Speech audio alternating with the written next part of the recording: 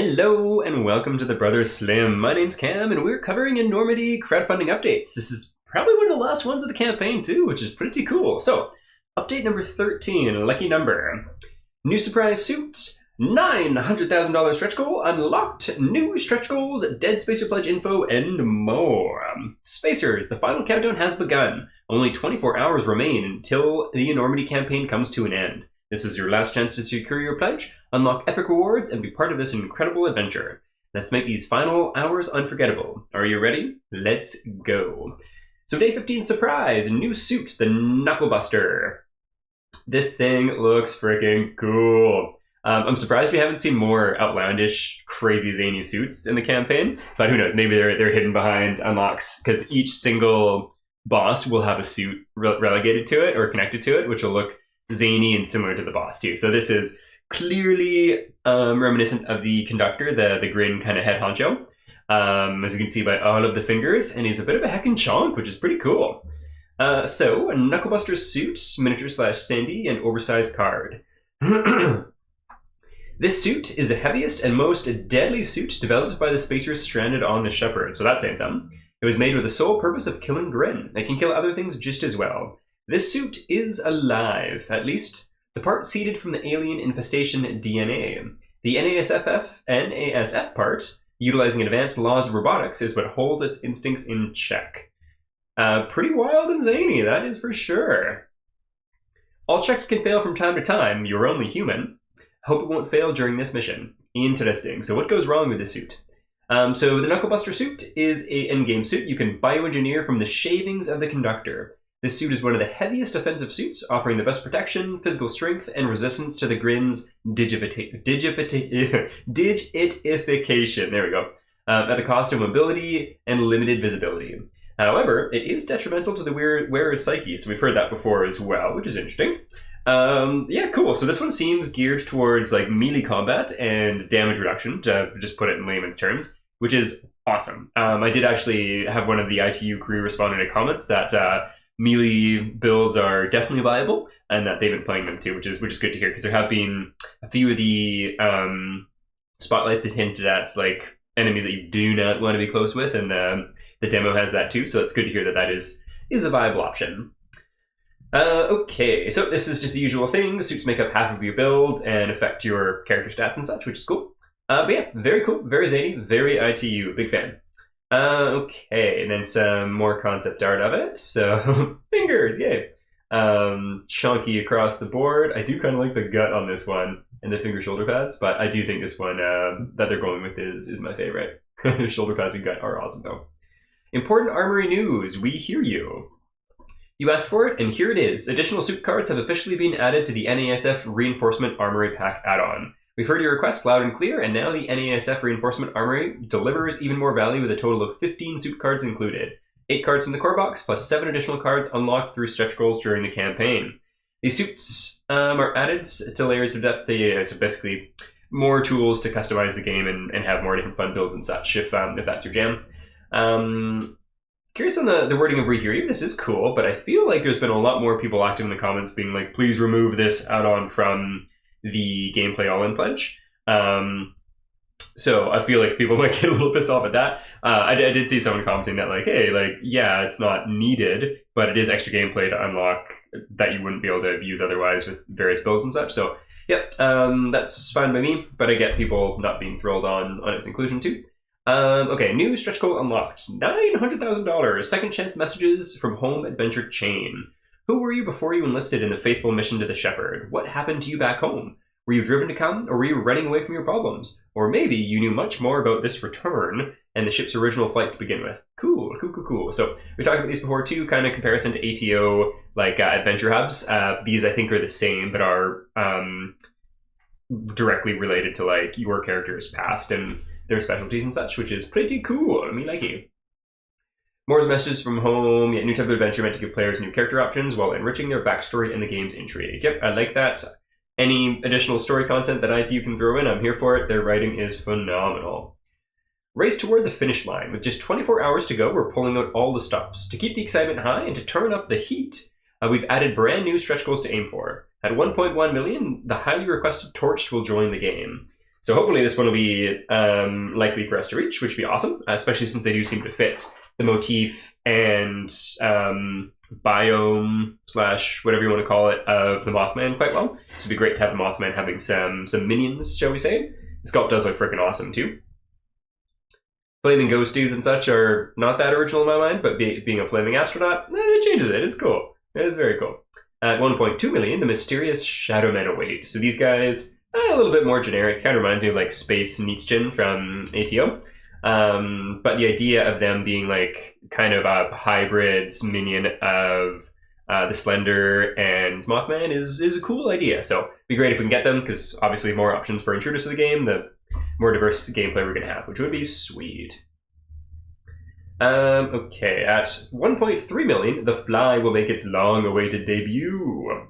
I was kind of hoping that The Fly would just be like a backer number stretch goal for. I saw someone commenting that we have reached over 4,000 backers now, which is a pretty cool milestone for sure. And I was kind of hoping it would be thrown in for that, and then there would be something big zany that hadn't been showcased as kind of like the end game stretch goal that we can try to, as Marcin likes to quote, reach for the stars for. But this does look really cool, and my assumption here, I think this one and the Snatcher are kind of like generic bosses that can show up in specific regions of the ship.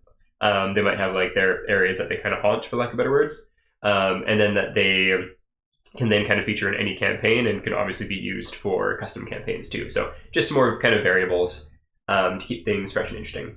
But yeah, this thing is gross and is really cool. Obviously, The Fly is riffing off of the movie The Fly, which is fun. I do feel like a lot of the ideas in this game are really kind of like an homage to a lot of the genre that's come before, which is cool. I like it. I kind of feel like that's probably their choice of the word intruders as well, following Nemesis there. But yeah, it's cool. I do kind of wish this was, again, I'm just reiterating myself, like a backer kind of goal, and then there is something extra big and zany, kind of like the Mooncrawler or Diomedes from 12 Sons of Heracles as the big hard to reach goal. But this is really cool, and I could just be being greedy there as well. Okay, so with 980 already achieved, the Snatcher's at 1 million. Oh, one thing, if anyone's unaware, so they do their stretch goals and such based on USD. The campaign is in euros, just if you get confused by any of the numbering. With Snatcher right around the corner, and as of recording this video, we have reached the Snatcher, and they are busy stealing DNA already in the comments, which is very cool. So that milestone has been reached. So yeah, next up is 1.1. Let's see if we can get there and get the spicy, hot, flameo, hotman astronauts going. So let's turn up the energy, spread the word far and wide, and let everyone know about Enormity. Share the campaign with their friends, family, and fellow adventurers. Together, we can make these final hours truly legendary. Yes, please. Important PSA about the Dead Spacer Pledge. Since we revealed all the expansions, if you choose the Dead Spacer Pledge, you won't be locked into choosing the exact 4 expansions right now. In the Pledge Manager, you'll be able to freely select any 4 among all expansions unlocked during the campaign. This means you'll have time to decide which of the unlocked expansions speak to you the most, which is pretty cool. Pretty cool indeed. I know for me, I think I've said it before, I think Scourge is number 1. Incidentally, Marcin's actually shared in some comments that that's his favorite too. And then I think I'm going to cut myself off at 2. And right now, I'm torn between either Ghosts of Hala to be able to visit an actual planet and get Space Ghosts, which looks pretty cool. But then also the Blasphemous one. It didn't really scream my name in the first place, but swampy kind of folklore, Tex Heck, goat people, witches. Sounds pretty neat. I'm pretty down for it. So we'll see.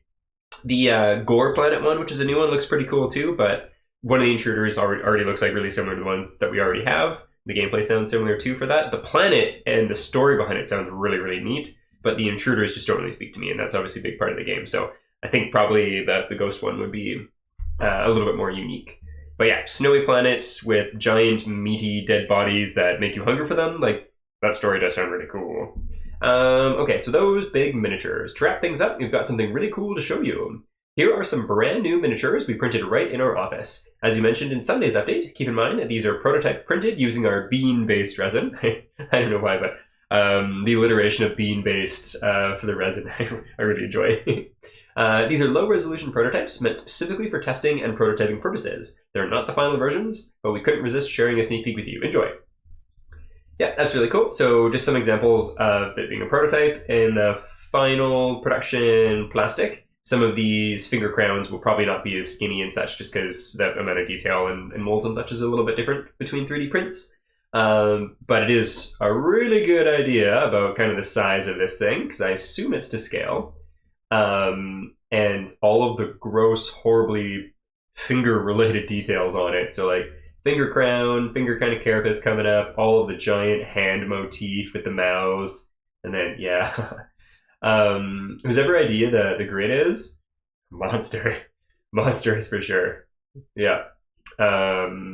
Also, just like the single fingernails, horrific. It's really horrific, truly horrific, and I'm here for it. And we can also see, nice. So what else do we have here? So that's the fly there for an idea of scale in comparison to spacers. So these look like probably some spacer suits. Probably relatively newer in the game would be my guess. We got the DNA snatcher there, looks pretty cool. Do really like the sculpt. The slender looks really neat too. The Praetorian, I think the Grand Praetorian looks pretty cool there too.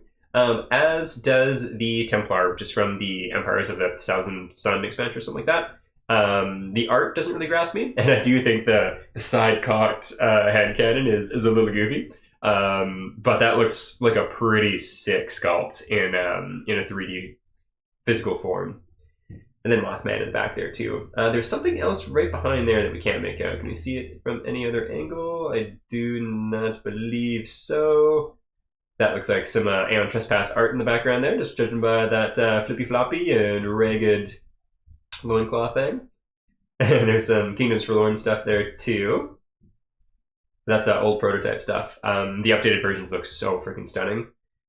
Is there anything else here that we can get a look at? And looks like another spacer behind there. Yeah, another spacer behind there too. I think that's the moss suit. And that's it for today. We hope you've enjoyed this update and sneak peek at what's to come. With just 24 hours left, let's keep the momentum going and unlock those final stretch goals together.